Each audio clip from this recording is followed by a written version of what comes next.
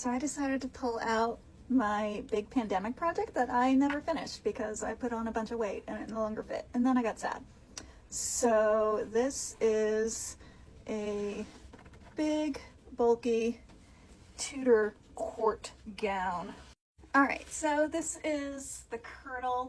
I didn't bring down my shift because I didn't want to, frankly. This is, what did I use in this? This has reed boning in it. It's got some wool padding along the top here, some ouches all over the place. The back is linen. The front is silk taffeta. All right, let me go grab the gown. All right, so this is the gown. I apparently never finished the inside. I think I was still doing some final fitting tweaks. It is interlined in a linen canvas that is stitched to the exterior fabric.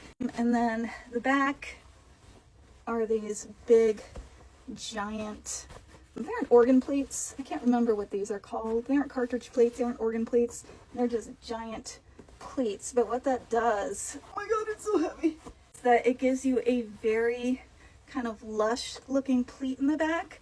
So much fabric, like all the fabric in the back. And you can see I totally used a combination of historic and modern costume techniques. Everything is serged to protect the insides. I did a lot of cross stitching on the inside. There will be a lining that drops on top of this once it is actually fit and complete. Oh my God, it's so heavy. Why did I do this? This is why I usually do working class. This is crazy. Y'all who do all this upper class stuff all the time, I don't know.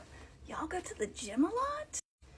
So for most of my personal costumes, unless I'm entering it in some SCA competition, which I very rarely do anymore, I'm typically going to do all of the interior stuff by machine as much as possible. Pad stitching you obviously have to do by hand, but then anything that's going to be visible, I like to do by hand. So I've got my little hand-done eyelets. Also, I think hand-done eyelets are just easier than trying to do weird round buttonholes on a machine, or grommets are just too bulky. They don't hold up well over time. With a little practice, eyelets actually go really fast. I think I did all of these in a couple of hours. And they hold up beautifully.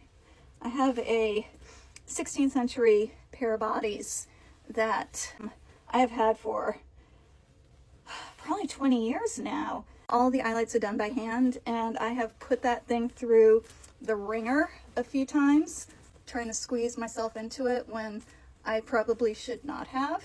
The eyelets hold up beautifully. Hand-done eyelets are just pretty great. Oh, I just lost my lacing needle. Cool. All right, so let's lace her up and see what happens here. I'm also not very practiced in dressing myself in this sort of thing. So this is where having someone help you dress is super handy, because you can see once I've got my shoulders pinned in place here, that's great, and I can't see or reach the back to get that lined up appropriately. So the front part of the gown is lower because I've got this placket that gets pinned in place over that, and it goes right up against the ouches there. So that matches up with the kirtle. So you'll have dress pins going up on either side, although probably, I'm not gonna lie, I will probably, there we go, centered, whip stitch one side in place. So I just have to pin the other side because I'm out of breath, like getting into this damn thing.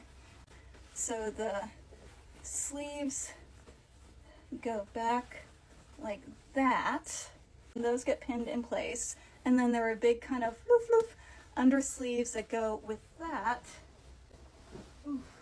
The back of the skirt has this big train, which is a lot of fun. Take some practice to walk in it, but I guess it's worth finishing. If anybody has any like fitting hints on the arm size on these things, on the gowns, that would be great. I feel like I'm too tight here. I don't quite know what to do about that. I may have sewed myself into a corner because this is just so freaking narrow, but it's worth finishing at least. I don't know. Tell me what you think. I need some encouragement here, y'all.